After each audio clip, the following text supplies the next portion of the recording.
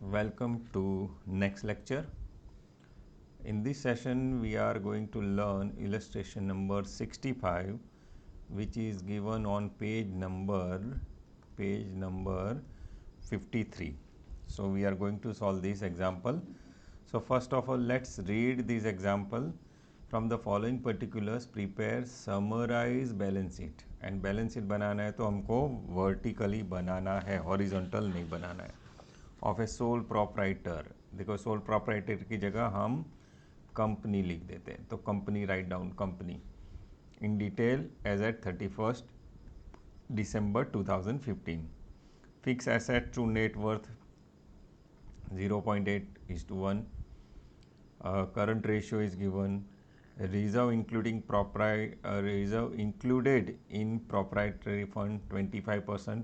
So whatever the proprietary fund मतलब net worth होती है उसका 25% रिजर्व है.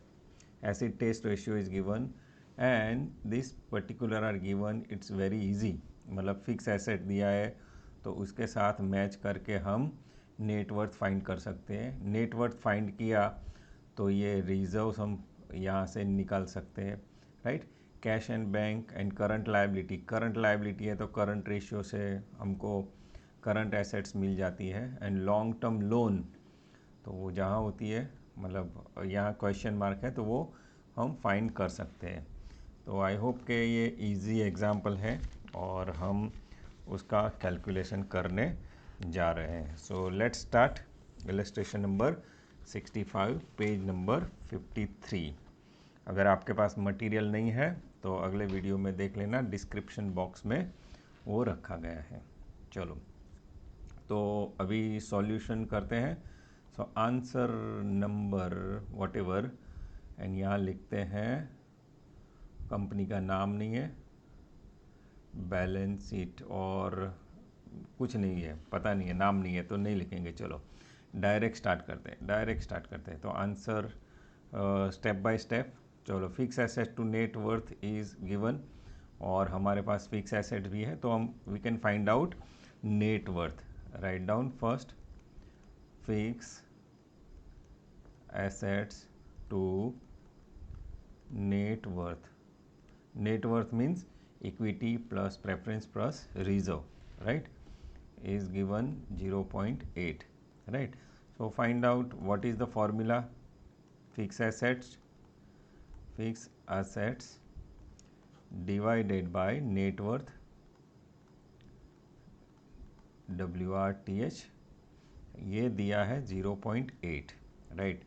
And fixed assets is given here, see 8 lakh, right. easy example है. So 8 lakh मैं यहाँ लिख दूँगा. So 0.8 is equal to 8 lakh into net worth, right. and net worth हम find कर सकते हैं. So net worth is equal to 8 lakh into 0.8. So it comes to 8 divided by 0.8, right. So it comes to 10 lakh rupees. तो ये net worth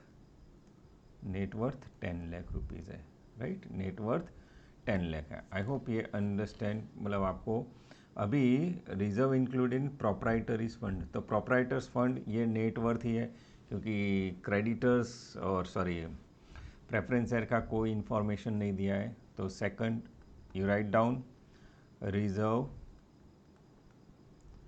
included in proprietors fund is equal to 25%. तो proprietor fund तो is equal to 10 lakh है, इसका 10 लाख का 25% is equal to 2,50,000 is nothing but reserve. तो ये तो इजी एग्जाम्पल हो गया. Okay. And remaining 75%, that is कितना हुआ 7,50,000 विल बी, क्या होता है, इक्विटी शेयर कैपिटल.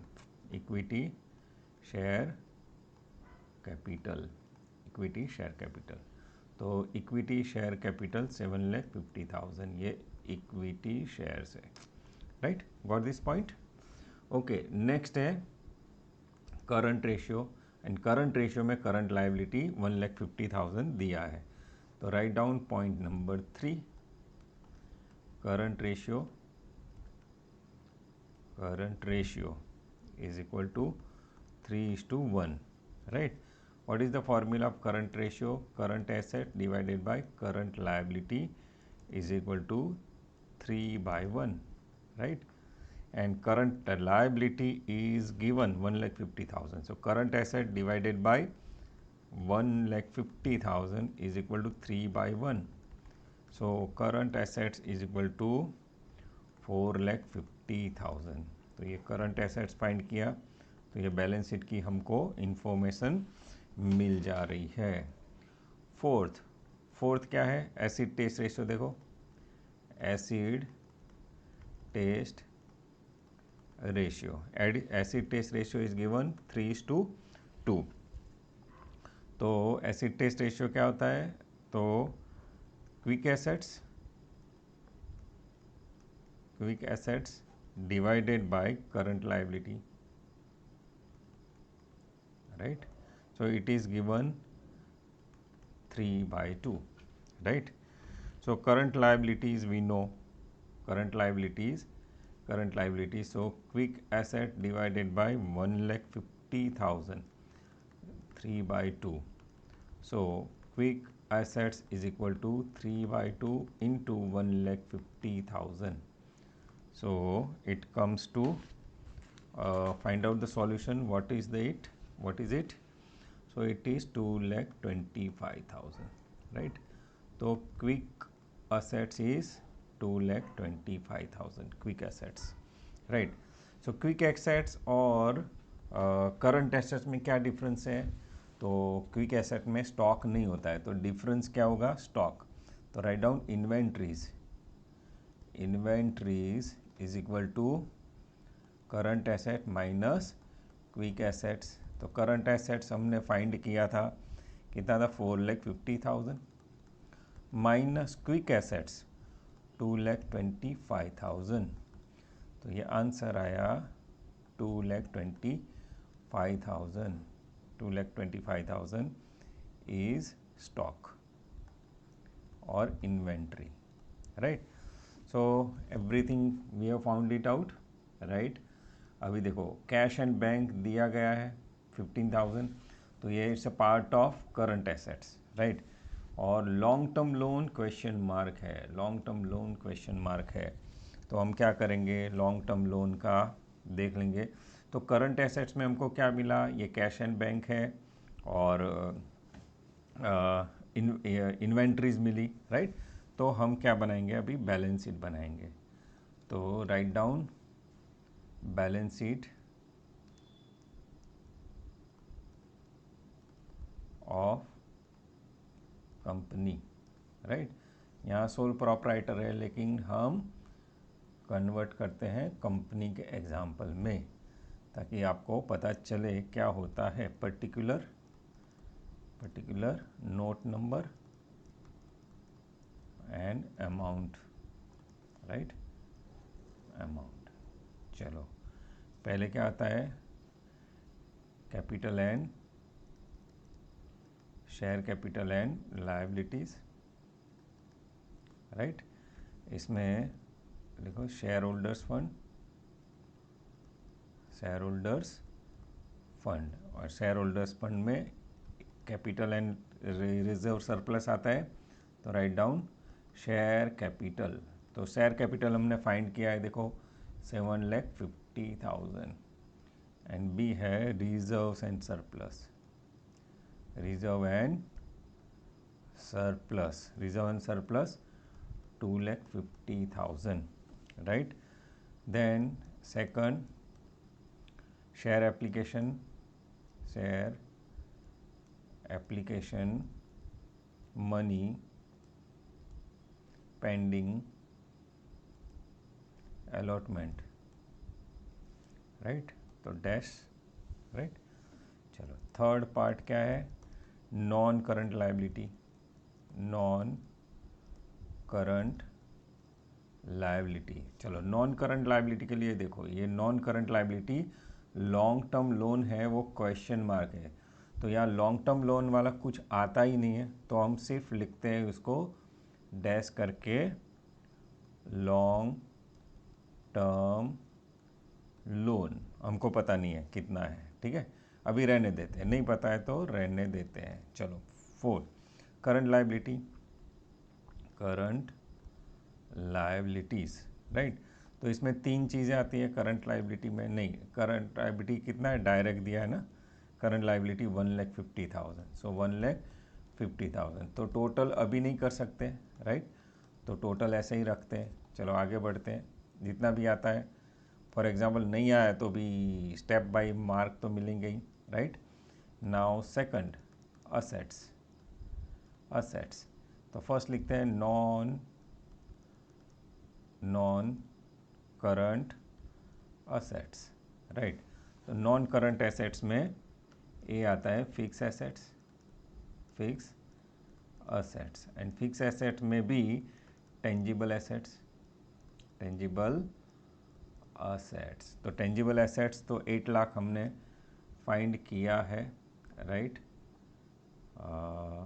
नहीं, एसेट तो नहीं फाइंड किया, सॉरी, 8 लाख तो दिया है ना, 8 लाख इज गिवन, राइट।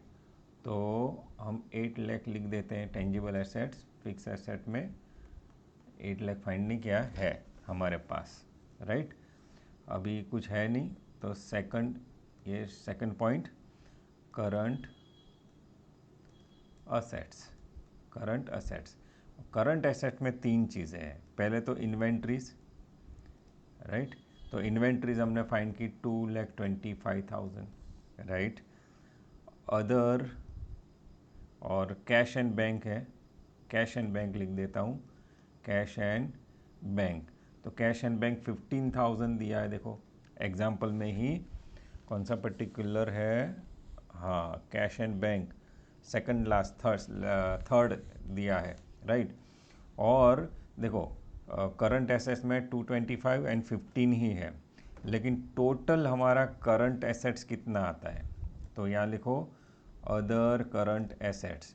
तो करंट एसेट्स हमारा कितना आया, करंट एसेट्स 4,50,000, राइट। तो 4,50,000 टोटल था, इसमें से 2,25,000 इन्वेंट्री है, माइनस 15,000 क्या है, 15,000 कैश है, तो बाकी का अदर करंट एसेट्स आएगा।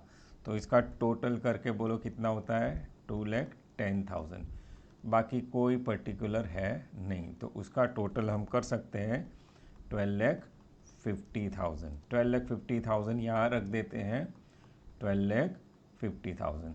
तो अभी ये डिफरेंस फिगर मिलेगा ना, तो ये 1 लाख आ गया, राइट। तो ये 1 लाख हमने क्या किया, ये फाइंड किया है, राइट। तो लॉन्ग टर्म लोन का कोई क्लू नहीं दिया था, तो बैलेंसिंग फिगर आता है, ये बैलेंसिंग फिगर है ऐसा मान लेना है, मतलब ऐसे फाइंड करते हैं। तो कोई भी तरीके से हमको क्या करना है, उसको फाइंड करना है। आई hope you got this example. थोड़ा ये लॉन्ग टर्म लोन नहीं दिया था, वो टेढ़ा था, और अदर करंट एसेट्स फाइंड करना था, वो था। बाकी तो ये इजी एग्जाम्पल था, राइट। चलो अभी नेक्स्ट एग्जाम्पल गिनते हैं। Let's calculate example number 11 which is given on page number 129. So page number 129, look at the example and it is also shown on your screen.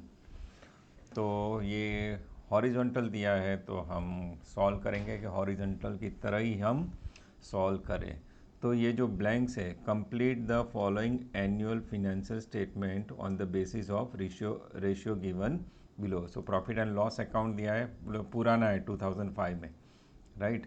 तो यहाँ ऑपरेटिंग एक्सपेंसेस मिसिंग है, और dash है मतलब missing है, वो डैश है मतलब ज़ीरो नहीं है, राइट। हमको फाइंड करना है net worth, capital, reserve, surplus, 10% debenture find करना है, फिक्स एसेट फाइंड करना है, cash stock and debtors particular दिया है, right.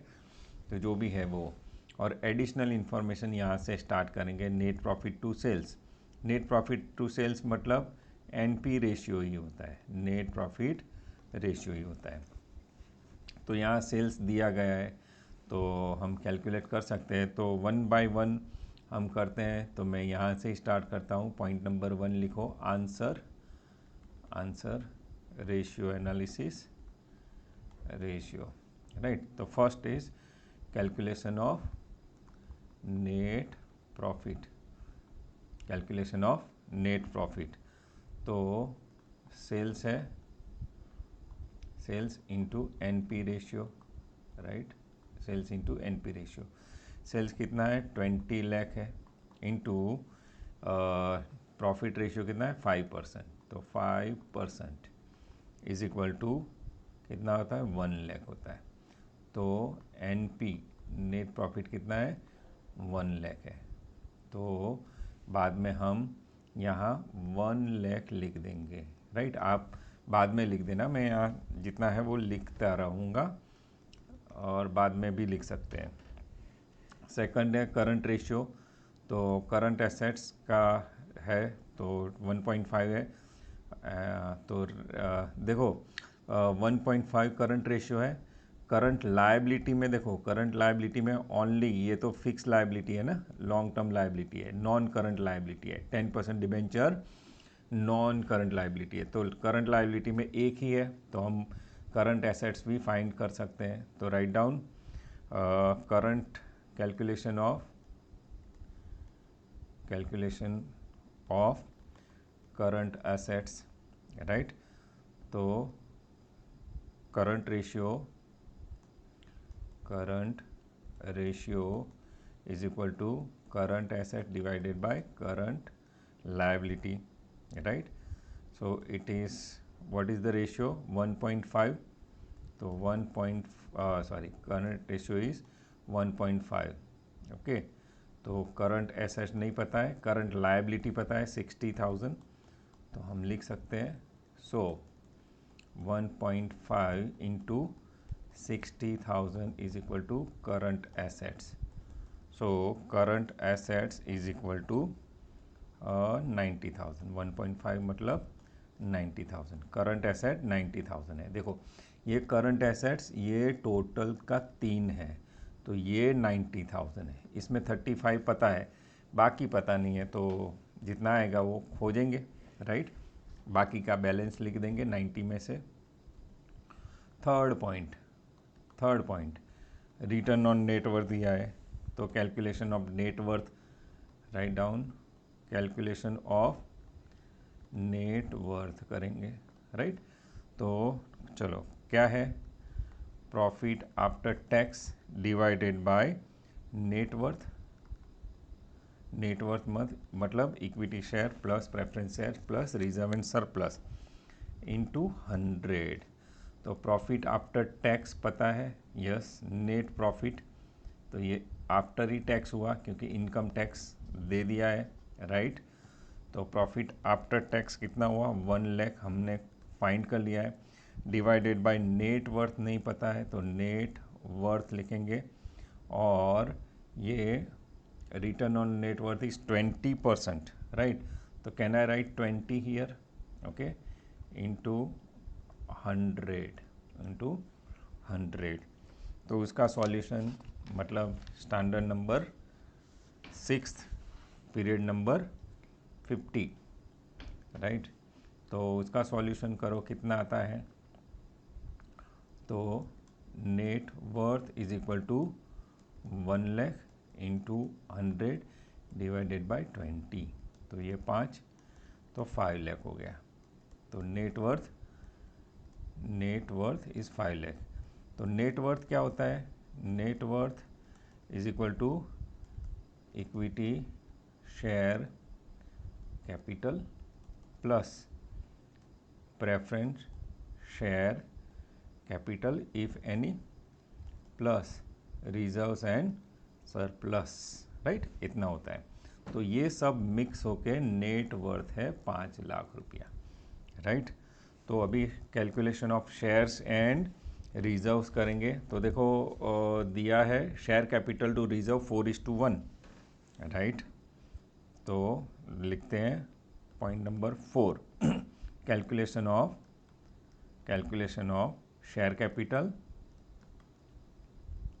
Capital and reserve. Okay, तो यहाँ लिखो जो लिखा है वो share capital to reserve is equal to 4:1। 4:1 मतलब 4 रुपया अगर इक्विटी है तो 1 रुपया रिजर्व है। तो टोटल कितना हुआ? टोटल 5। तो ये टोटल 5 क्या है? एक्चुअली टोटल 5 नेट वर्थ है। क्या है? नेट वर्थ है, राइट। तो इंक्लूड्स तो इक्विटी कैपिटल का शेयर कितना होगा? तो नेट वर्थ हमने ऑलरेडी फाइंड किया है 5 लाख। देखो ये रहा 5 lakh, right. So 5 lakh into 4/5, तो ये आया 4 lakh equity capital and reserves is equal to 5 lakh into 1/5, तो ये 1 लाख हो गया। तो टोटल रिजर्व्स कैपिटल वो मिल गया हमको, राइट।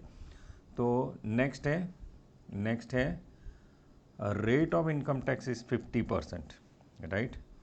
तो रेट ऑफ इनकम टैक्स कितना होता है? तो right down calculation of income tax point number 5 या 6 है, कौन सा है? Yes 5। Rate of income tax, sorry calculation of income tax. तो right down rate of income tax is given 50%, right. तो ये 50% किस पे अप्लाई होता है? प्रॉफिट बिफोर टैक्स पे। किस पे अप्लाई होता है? प्रॉफिट बिफोर टैक्स पे। लेकिन हमको क्या दिया है? प्रॉफिट आफ्टर टैक्स दिया है, तो राइट। तो सपोज प्रॉफिट आफ्टर टैक्स और profit before tax is 100। Suppose profit before tax is 100, minus tax कितना होता है? 50। तो 50 क्या होता है? प्रॉफिट आफ्टर टैक्स होता है, राइट। तो जितना प्रॉफिट आफ्टर टैक्स है इतना ही टैक्स है, राइट। क्लियर और नॉट, राइट।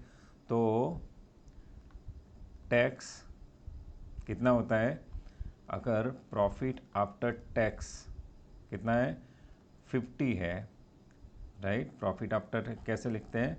अगर 50 है तो 1 लाख रुपीज़ है, तो वो भी 50 है, तो tax is equal to 1 lakh, right. तो हमको कैसे पता चलेगा प्रॉफिट बिफोर टैक्स? चलो टैली करते हैं, राइट। टैली करते हैं। सपोज 50 है तो 1 लाख है ना tax, okay. Sorry, profit after tax, चलो मैं ये समझा देता हूँ। प्रॉफिट आफ्टर टैक्स कितना है? फॉर एग्जांपल 50 है, राइट। तो प्रॉफिट बिफोर टैक्स कितना होगा? 100 होगा। तो प्रॉफिट आफ्टर टैक्स हमारा कितना है? 1 लाख। तो प्रॉफिट बिफोर टैक्स कितना होगा? 2 लाख होगा। डायरेक्ट कैलकुलेशन कर सकते हैं। तो इसमें टैक्स लगेगा, दिस इज पीबीटी। इसमें 50% टैक्स लगा हो तो कितना होता है? 1 लाख होता है। तो 1 lakh tax and 1 lakh profit after tax, तो टैक्स कितना हो गया? 1 लाख। तो हमारा ये टैक्स 1 लाख है। तो right down tax is equal to 1 lakh. Tax is equal to 1 lakh. Clear? I hope you understood this point. चलो अभी आगे क्या है? कैपिटल ये आ गया। अभी डिबेंचर फाइंड करना है ना। डिबेंचर नहीं पता है, राइट। डिबेंचर नहीं पता है, लेकिन देखो डिबेंचर कैसे फाइंड करें? कुछ क्ल्यू नहीं दिया है। तो डिबेंचर इंटरेस्ट दिया है यहाँ, देखो डिबेंचर इंटरेस्ट, इस पे डिबेंचर मिल जाएंगे। यस 10% है, राइट। तो write down next point number 6, point number 6। तो ये इंटेलिजेंट पॉइंट था, हमको याद रखना है। Calculation of 10% debenture,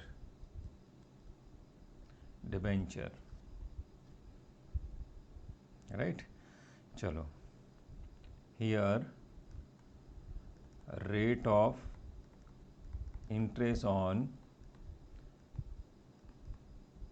debenture is given 10% and interest on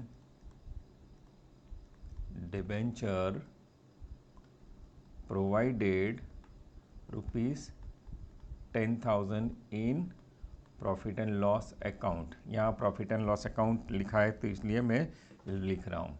if 10% interest है तो डिबेंचर, मतलब 10% इंटरेस्ट है तो डिबेंचर कितने का होंगे, 100।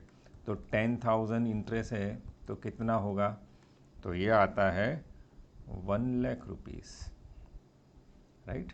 1 lakh rupees is equal debenture 1 lakh rupees. Clear? Okay, अभी आगे करते हैं। नेक्स्ट हमको फाइंड करना है, यहाँ दिया है earning before interest and tax, right. EBIT यहाँ फाइंड करना है, तो वो पॉइंट नंबर 7 लिख के हम फाइंड करते हैं। चलो, क्लू कौन सा है, तो right down calculation of EBIT, calculation of EBIT। तो कैसे फाइंड करते हैं, तो चलो EBIT NP हमारे पास है, नेट प्रॉफिट है, right. Income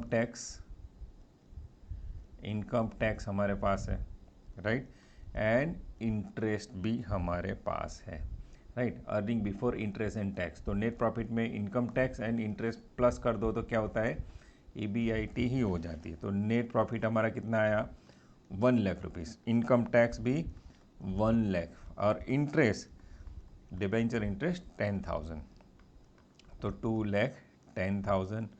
this is EBIT, right. EBIT। I hope you understood. अभी कैलकुलेशन ऑफ स्टॉक, देखो स्टॉक नहीं पता है, राइट। स्टॉक कितना है वो नहीं पता है, लेकिन स्टॉक टर्नओवर रेशियो दिया है, yes. Inventory turnover ratio based on COGS 15 times है, राइट। तो उससे हमको क्या मिल जाएगा, स्टॉक मिल जाएगा। तो point number 8, calculation of stock, right. यहाँ इन्वेंट्री की जगह स्टॉक यूज़ किया है, तो stock turn ratio is equal to क्या है, COGS divided by average stock, right. Stock turnover ratio 15 times है तो 15 लिख देता हूँ। COGS नहीं पता है तो चलो यहाँ क्या करेंगे, सॉरी, ये COGS is given, see the example. COGS is 6 lakh, right. 6 lakh दिया गया है, तो एवरेज स्टॉक हमको पता है, और एवरेज स्टॉक नहीं है तो क्लोजिंग स्टॉक ही एवरेज स्टॉक हो गया। सो एवरेज स्टॉक मतलब closing stock is equal to 6 lakh divided by 15, तो आ गया 40,000। तो ये भी क्लोजिंग स्टॉक हो जाएगा, क्योंकि ओपनिंग स्टॉक नहीं दिया है तो ये क्लोजिंग स्टॉक दिया जाए, राइट। तो क्लोजिंग स्टॉक हो गया, राइट।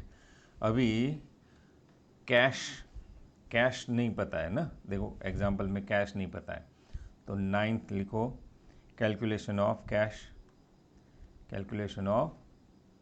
Cash, right. तो करंट एसेट्स दिया गया है, राइट। तो डेटर्स, ओके, गिवन 35,000 दिया है, राइट। स्टॉक हमने फाइंड आउट किया है, स्टॉक कितना है 40,000, अभी ऊपर ही फाइंड आउट किया है, राइट। और रिमेनिंग कैश होता है ना, रिमेनिंग कैश हमको पता नहीं है, राइट। लेकिन टोटल हमको पता है कि करंट एसेट्स कितना है 90,000, करंट एसेट्स कितना है 90,000। तो बैलेंसिंग फिगर कितना है, तो 15,000 है। देखो कैलकुलेशन करो, 15,000 इज कैश, राइट। अभी नेक्स्ट क्या करेंगे, फिक्स एसेट्स फाइंड करेंगे, राइट। फिक्स असेट्स फाइंड करेंगे, राइट। तो देखो ये शेयर कैपिटल आ गया, रिजर्व सरप्लस आ गया, सन्ड्री क्रेडिटर्स आ गया, तो हम टोटल कर सकते हैं इधर, राइट।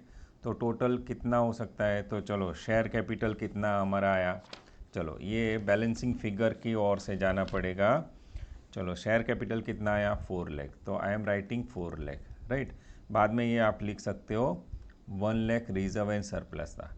डिबेंचर भी कितना था 1 लाख था। 60,000 ये है, टोटल कितना हुआ 6,60,000। तो यहाँ 6,60,000 रख दिया, राइट। स्टॉक हमने फाइंड किया है 40,000, राइट।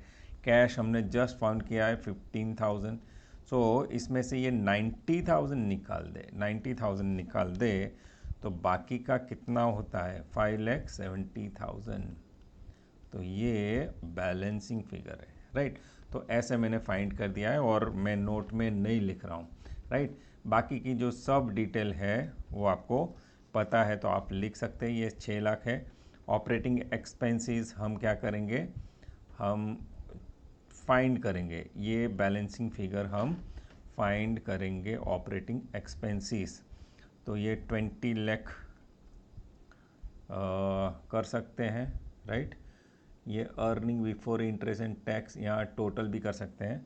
तो अभी आपको ये फाइंड करके ये ऑपरेटिंग एक्सपेंसेस अगर ये करेंगे 11,90,000 आता है, राइट। तो ये ऐसा सॉल्यूशन हो जाएगा। I hope you understood this things, right. Earning before interest and tax, तो ये क्या करेंगे हम यहाँ से हम क्रैक कर सकते हैं, right. Earning before interest and tax, तो ये पहला आएगा ट्रेडिंग अकाउंट जैसा और ये प्रॉफिट एंड लॉस अकाउंट जैसा, राइट। तो ये 20 लाख टोटल लिख सकते हैं, यहाँ 20 लाख लिख सकते हैं और 11,90,000 हम फाइंड कर सकते हैं। और बाकी का तो आपको पता है, कैलकुलेशन करके देखो एकदम इजी से हो जाएगा। I hope you understood, everything was not given, so by clue to clue, मतलब जितना भी नहीं मिल रहा है वो हम सतत प्रयत्न करके उसको जहाँ हो सकता है हमने फाइंड किया। आई hope you understood this question also, so thank you very much. अभी नेक्स्ट जो लेक्चर में हम दूसरे 2 एग्जाम्पल कैलकुलेट करेंगे। So thank you very much for attending this session.